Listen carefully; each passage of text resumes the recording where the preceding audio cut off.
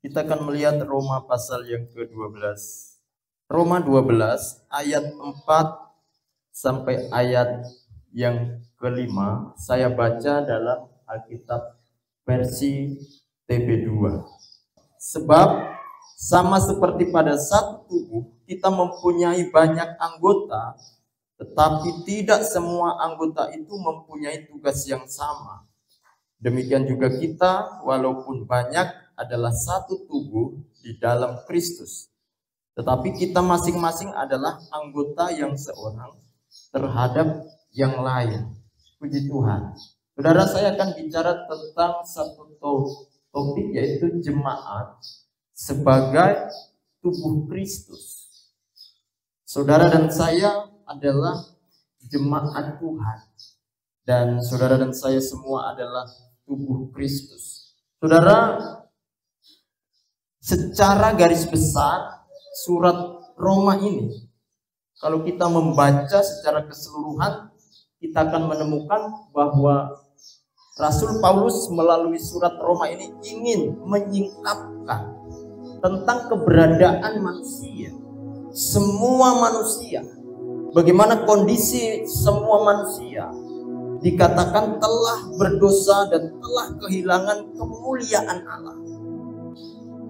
Tetapi selanjutnya oleh kasih karunia Allah, manusia itu dibenarkan, manusia itu dikuduskan, manusia itu dimuliakan di dalam Kristus. Itu secara ringkas garis besar dari surat Roma. Kalau saudara membaca surat Roma ini, sekarang saudara, setelah orang-orang yang tadi berdosa, kemudian mereka dibenarkan, dikuduskan, dimuliakan di dalam Kristus, maka mereka sekarang adalah anggota tubuh Kristus. Amin. Mereka sekarang ini bukan lagi orang-orang yang berdosa, tapi mereka adalah tubuh Kristus, anggota dari tubuh Kristus.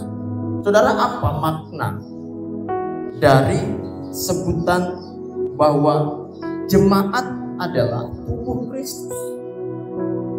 Saudara, tubuh Kristus di sini menunjuk kepada sekelompok orang yang telah dibaptis di dalam air dan roh, yang saling terkait dan terikat satu dengan yang lainnya, dengan Kristus sebagai kepala yang mengikat, menyatukan, dan menumbuhkan. Mereka yang disebut sebagai tubuh Kristus adalah sekelompok orang yang telah dibaptis dalam air dan roh. Orang-orang yang sudah dilahirkan kembali oleh pekerjaan Allah. Kemudian mereka bukan hidup terpisah, tapi mereka saling terkait satu dengan yang lainnya. Dan Kristus sebagai kepala yang mengikat, menyatukan, dan menumbuhkan mereka semua, saudara. Ayat-ayat firman Tuhan dalam Efesus 5 ayat 23 dikatakan, karena suami adalah kepala istri sama seperti Kristus adalah kepala jemaat. Kristus adalah kepala jemaat, jemaat adalah tubuhnya, dan Kristus adalah kepalanya. Kemudian dalam 1 Korintus 12 ayat 13 juga dikatakan, sebab dalam satu roh kita semua, baik orang Yahudi maupun orang Yunani, baik budak maupun orang merdeka, telah dibaptis menjadi satu tubuh, dan kita semua diberi minum dari satu roh. Kita semua, saudara, dari berbagai latar belakang, suku, etnis, ras apapun, saudara, di dalam Kristus kita dibaptis oleh roh menjadi satu dan diberi minum dari roh yang satu itu. Ini yang membuat kita dikatakan sebagai tubuh Kristus.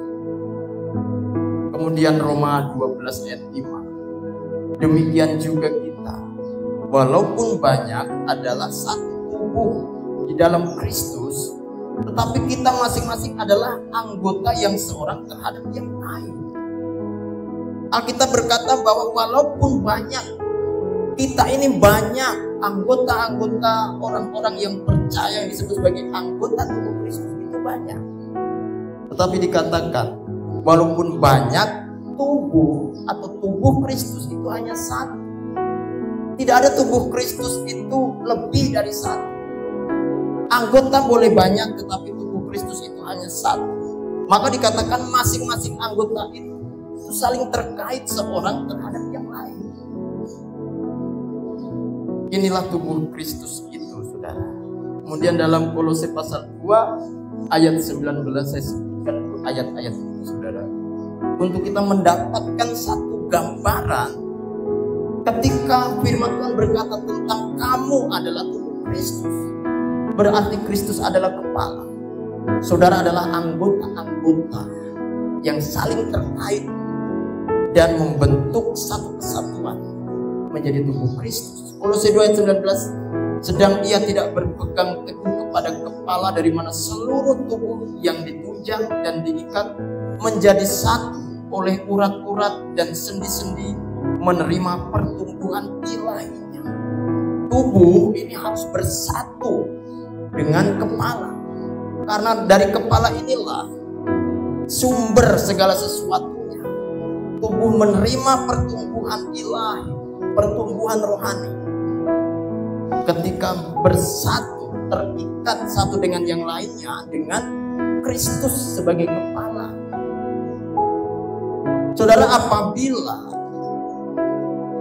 ada anggota yang tidak terkait atau terikat dengan anggota-anggota yang lain, maka ia tidak termasuk tubuh Kristus. Amin. Kalau ada orang Kristen sebagai anggota tubuh Kristus, tapi ia tidak terikat dengan satu dan yang lainnya sebagai anggota Kristus yang lain, ia tidak termasuk tubuh Kristus. Sebab tubuh Kristus itu tidak terdiri dari satu anggota. Satu anggota yang hidup terpisah tanpa ada ikatan satu dengan yang lain, saudara, tidak bisa dikatakan sebagai tubuh Kristus. Karena dalam 1 Korintus 12 ayat 14 ditegaskan, karena tubuh juga tidak terdiri dari satu anggota. Tubuh itu tidak terdiri hanya satu anggota, tetapi atas banyak anggota.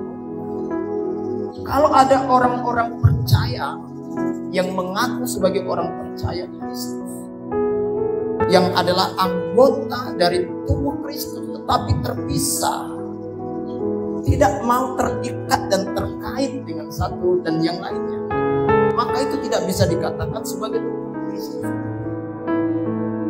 Hal ini juga ditegaskan dalam 1 Korintus 12 ayat yang ke-27. Kamu semua adalah tubuh Kristus dan kamu masing-masing adalah anggotanya.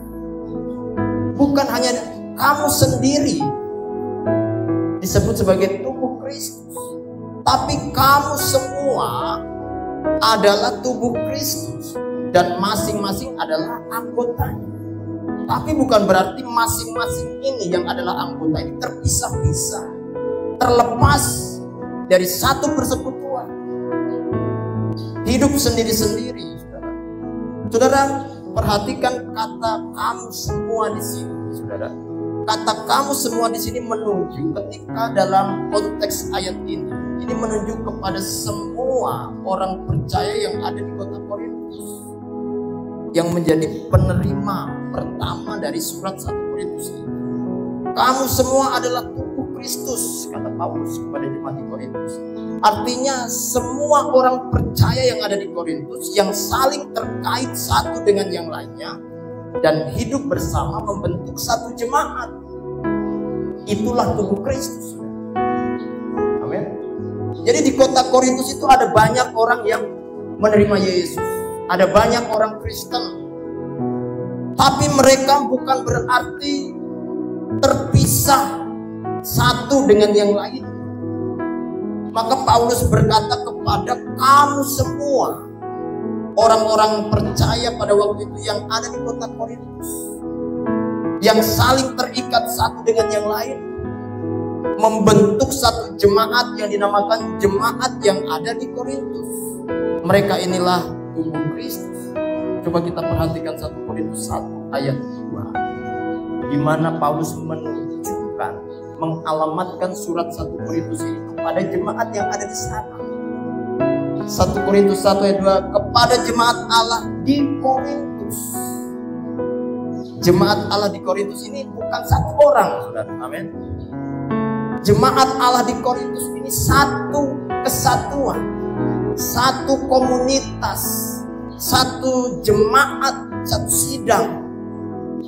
Kepada jemaat Allah di Korintus, yaitu mereka yang dikuduskan dalam Kristus Yesus dan yang dipanggil menjadi orang-orang kudus. Mereka ini bukan menunjukkan satu orang, ini adalah kata jamak, menunjuk kepada semua orang percaya yang ada di kota Korintus. Mereka disebut sebagai jemaat Allah. Mereka disebut sebagai tubuh Kristus, yaitu semua orang-orang yang sudah dipanggil menjadi orang-orang kudus dengan semua orang di segala tempat. Artinya anggota-anggota tubuh Kristus itu bukan hanya ada di kota Korintus, tapi di segala tempat. Tetapi mereka bukan hidup sendiri-sendiri, tapi walaupun ada di segala tempat, mereka hidup bersehati, hidup bersama, menjadi satu kesatuan tubuh Kristus. Itulah tubuh Kristus, saudara. Jadi orang Kristen yang mau hidup independen, dalam arti mau hidup bebas, jemaat yang berdiri sendiri tanpa harus terikat dengan salah satu gereja, salah satu jemaat tertentu di salah satu kota atau desa itu. Orang yang demikian, saudara, berarti bukanlah bagian dari tubuh Kristus. Karena Alkitab bicara dengan tegas, tubuh Kristus adalah kamu semua yang ada di salah satu tempat tertentu dan hidup bersama dalam satu kesatuan. Itu baru namanya tubuh Kristus, saudara. Kalau mereka hidup sendiri-sendiri karena mereka mau hidup bebas, mereka tidak mau terikat dengan salah satu sidang atau jemaat tertentu, maka itu ibarat tangan atau kaki yang lepas dari tubuh, saudara. Berjalan sendiri tanpa anggota-anggota yang lain. Bukankah itu menjadi sesuatu yang mengerikan? Kalau saudara berjalan, kemudian saudara melihat hanya tangan yang berjalan tanpa tubuh, hanya kaki yang berjalan, tidak ada tubuh, karena mau sendiri-sendiri. Seperti itulah ibaratnya orang Kristen yang tidak mau hidup bersatu dalam satu kesatuan sebagai tubuh Kristus. Mereka mau berjalan sendiri sebagai anggota tubuh Kristus. Tidak seharusnya berjalan sendiri, saudara. Kita harus saling terikat satu dengan yang lain, bukan hidup sendiri.